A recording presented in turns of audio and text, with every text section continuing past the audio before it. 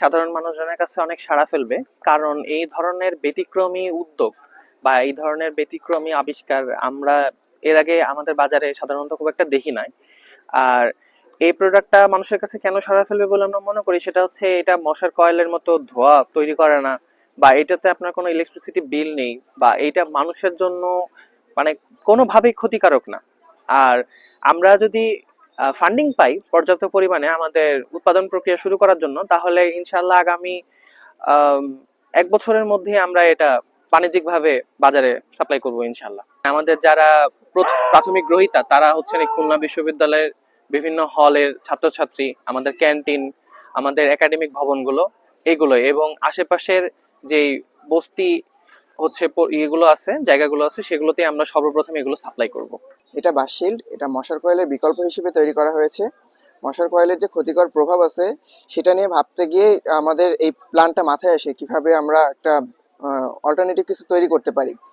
তো এখানে আছে আমাদের একটা বাকেট আছে, এটা বায়োডিগ্রেডেবল। এটা 30 থেকে 45 দিন পর্যন্ত স্টে করে। এই বালতিটাকে ঠিক রাখার জন্য একটা ফিক্সিং পাউডার আছে এবং এই বালতিতে মশা অ্যাটাক করার জন্য একটা অ্যাটাকটেন্ট আছে।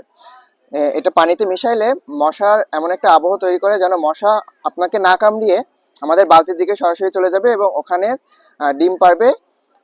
আর মশার পেটের ভিতরে একটা প্রোটিন ক্রিস্টাল তৈরি হয়, যার কারণে মশাটা মারা যায়। আমরা সবাই মিলে ভাবতে থাকি যে এই মশার কয়েলের বিকল্প, যেহেতু মশার কয়েল আমরা সাধারণত মশাই কামড়ালে আমরা ব্যবহার করি, তো সেই মশার কয়েলের বিকল্প হিসাবে বায়োডিগ্রেডেবল এবং পরিবেশ বান্ধব কোনো একটা প্রোডাক্ট কিভাবে তৈরি করা যায়।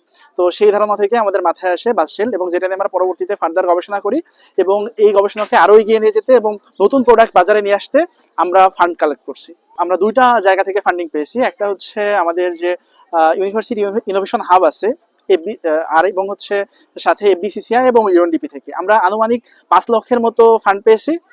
এবং এই প্রোডাক্টকে ডেভেলপ করতে এবং এর মেশিনারিজ থেকে শুরু করে আদার্স বিভিন্ন অফিস বলি, তারপরে এর কর্মচারী বলি, সব মিলায়ে এখনো অনেক ফান্ডিং এর দরকার। তো আমরা এই ফান্ড কালেক্ট করছি।